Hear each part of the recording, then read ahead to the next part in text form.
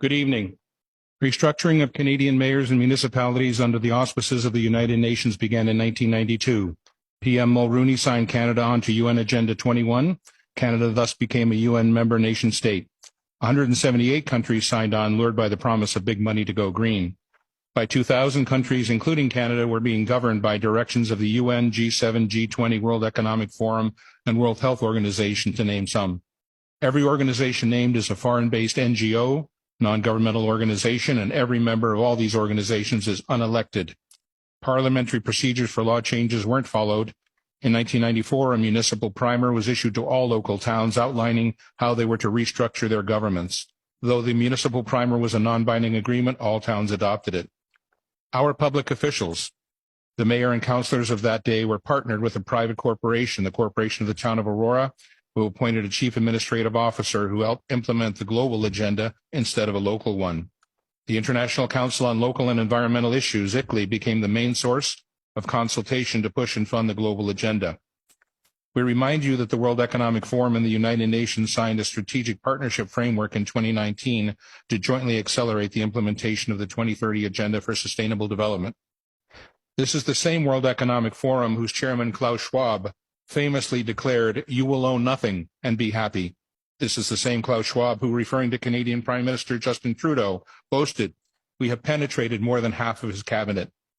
We would ask Mayor Marakis and the councillors, why should the citizens of Aurora bow down to the intrusive dictates of an unelected foreign entity? The fact is we should not, and we will not. What, you ask, does any of this have to do with 15-minute smart cities? Absolutely everything. SMART, S for surveillance, M for monitoring, A for analysis, R for reporting, and T for technology.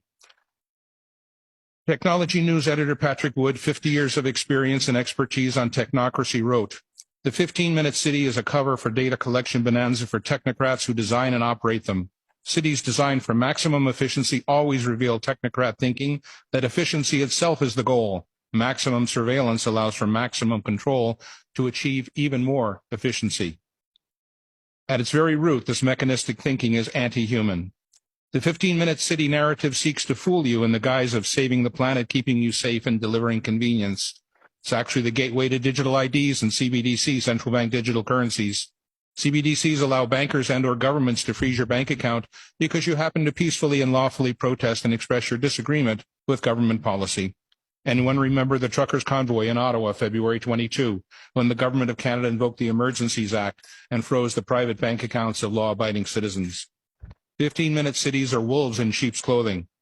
Don't believe the countless stories spewing forth from the 24/7 basis from the elitist captured mainstream media, all claiming to have your best interest at heart. We have been burned too many times.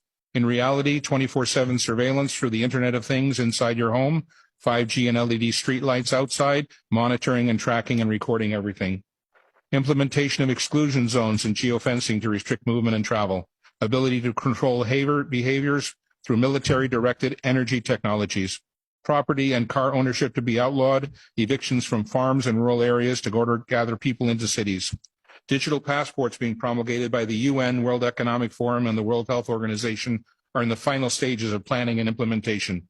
They are tied to social credit score, which is determined by compliance to government directives. These passports control all access and all aspects of life. Digital currency is being implemented to end cash and monitor all your spending. Your digital currency will be turned off or on depending on your compliance score. UBI Universal Basic Income is a state-controlled allowance forcing compliance by restricting access to food, money, services, and education. All of the above will enable climate lockdowns to be implemented easily, arbitrarily, and indefinitely. The real agenda of 15-minute smart cities is to monitor and control everyone and everything. In summary, in the coming days, Council will receive an electronic info packet which will contain the text of this delegation and other items. We, the citizens of Aurora, wish to enter into a meaningful, respectful dialogue with our elected members of Council on this complex, important issue. A key framework of that dialogue is a list of questions posed to Council. Can Council explicitly guarantee that citizens will remain free to travel as is their right under the Charter of Rights and Freedoms? Can Council guarantee not to restrict access to essential services, medical care, bank accounts, government pensions, utilities? Most importantly, we, the citizens of Aurora, need to have the conversation with Council about exiting their non-binding agreement with the private for-profit entity known as the Corporation of the Town of Aurora. We need to turn back the page to a simpler time when open, transparent municipal government serving its citizens and working in their best interests ruled the day. We are your equal partners on this journey. Thank you.